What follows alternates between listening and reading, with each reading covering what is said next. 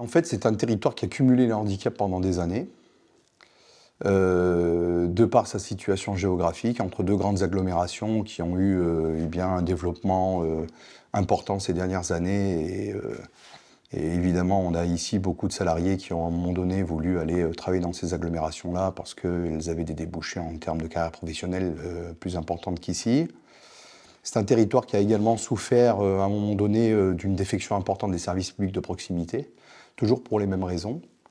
Mais c'est un territoire qui récemment s'est construit institutionnellement, notamment avec la création de la communauté de communes de Saint-Marcellin-Vercors-Isère, laquelle a engagé des politiques publiques importantes sur ces sujets-là et qui essaye petit à petit de rattraper les retards. Alors je pense à tout ce qui est évidemment développement économique, faire en sorte que même si on est territoire à majorité rurale avec une activité agricole florissante, eh bien qu'on puisse continuer d'accueillir des activités industrielles, économiques et même éventuellement les développer. Et aujourd'hui, ça fonctionne plutôt bien. D'ailleurs, on constate que le niveau de chômage sur le territoire est particulièrement bas et donc les créations d'emplois ont été très importantes.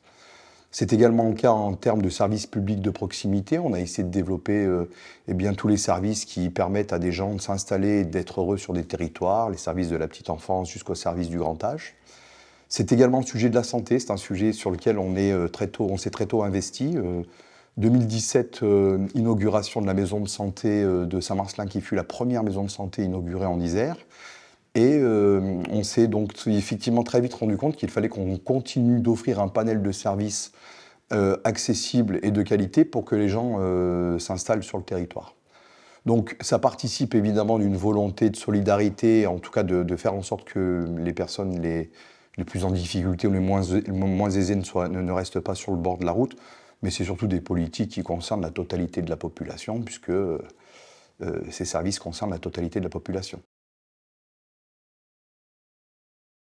La population du sud Grésivaudan est une population en moyenne moins formée que celle des territoires voisins. Donc il a fallu qu'on réfléchisse le sujet, qu'on essaie de le comprendre. Donc l'une des premières explications, c'est qu'effectivement nos étudiants partent dans les grandes agglomérations, notamment à l'université de Grenoble, et ne reviennent pas, elles s'y installent, et comme le dynamisme économique de Grenoble est très connu, eh bien elles y restent et épousent des carrières dans des grandes sociétés. Mais on s'est dit qu'il fallait sans doute qu'on travaille à la source, qu'on accompagne éventuellement nos enfants dès le plus jeune âge. Et donc on a bâti des politiques qui sont des politiques un petit peu originales, notamment une politique qu'on a appelée le parcours éducatif, qui est une ambition portée à la fois par toutes les communes et l'intercommunalité, que d'amener, en dehors du programme scolaire et dans le cadre du temps scolaire, aux enfants de la grande section de maternelle au CM2, tout un tas d'activités qui leur permettent eh bien, de devenir demain des citoyens éclairés en matière de culture, de sport, de citoyenneté, notamment à travers l'intervention d'élus qui vont expliquer les institutions, essayer d'aiguiser un petit peu le sens critique de ces enfants, à travers également le bien manger, la santé.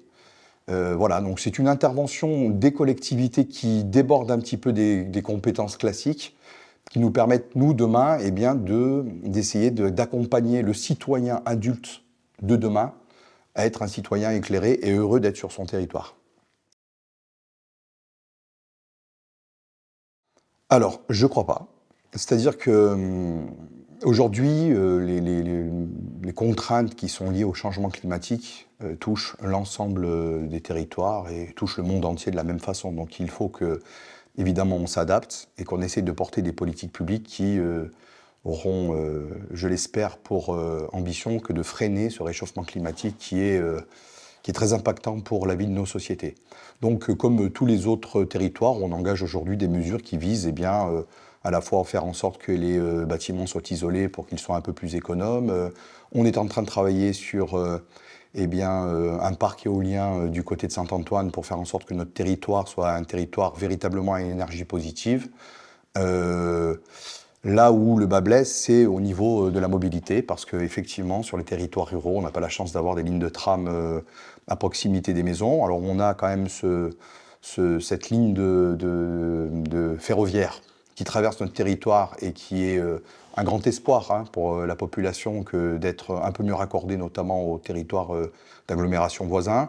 On sait que ce n'est pas chose aisée parce que ça coûte beaucoup d'argent, mais sur ces sujets liés à la mobilité qui fondent beaucoup l'action politique de beaucoup de collectivités, dans les territoires ruraux, on est un petit peu à la traîne, tout simplement parce qu'on n'a pas les financements. Voilà, je le dis souvent, la compétence mobilité a un métastase, c'est celui de son financement à travers le versement mobilité. Le versement mobilité est payé par les employeurs, notamment les employeurs de plus de 10 salariés. Évidemment, quand on est dans une grande ville ou une grande agglomération, on a beaucoup d'employeurs de plus de 10 salariés et donc on participe, on a un budget conséquent à allouer à la compétence transport. Dans la ruralité, c'est pas vrai. Les plus gros cotisants auraient été notamment les collectivités, les mairies, l'hôpital de Saint-Marcelin, en gros des administrations. Et il est dommage, je pense, que le législateur n'ait pas à un moment donné imaginé un financement de la mobilité différent, parce que ça reste malgré tout une des difficultés que rencontrent les territoires ruraux. Par contre, il y a un avantage. C'est que je crois que beaucoup de gens ont pris conscience des qualités intrinsèques de la ruralité. Nous en avons également pris conscience. Dans le cadre de notre PLUI, d'ailleurs, que nous travaillons avec vos collègues de l'agence d'urbanisme, on a très vite compris et consacré l'ambition qu'il fallait que notre territoire protège ses espaces naturels, protège son patrimoine, parce que de ces qualités-là, sans doute relever eh bien, les ambitions de demain et les capacités d'attractivité, notamment touristique de demain. On a également une grande chance, c'est d'être un territoire rural, avec une activité agricole très très importante. Dans le cadre du programme alimentaire interterritorial qui nous lie à la totalité des territoires de la grande agglomération grenobloise, eh bien, nous sommes sans doute le territoire où le taux de consommation en produits locaux est le plus important parce que nous avons des producteurs locaux. Et donc, il faut absolument qu'on arrive à eh bien, préserver cela. Pour autant, il est important qu'on puisse développer également l'économie, on en parlait tout à l'heure, qu'on puisse rééquilibrer les différentes fonctions pour que, eh bien, on évite en permanence de saturer l'agglomération grenobloise parce que c'est là que se concentre la totalité des services et puis des commerces, voilà. Et donc la question du rééquilibrage est très importante. Et donc la prise de conscience, notamment suite à la période pandémique, de ce besoin de rééquilibrage pour faire en sorte qu'on puisse rendre plus cohérent, on va dire, le développement sur l'ensemble de la région grenobloise, je crois aujourd'hui est accepté de tous, en tout cas de tous mes collègues élus des différentes intercommunalités.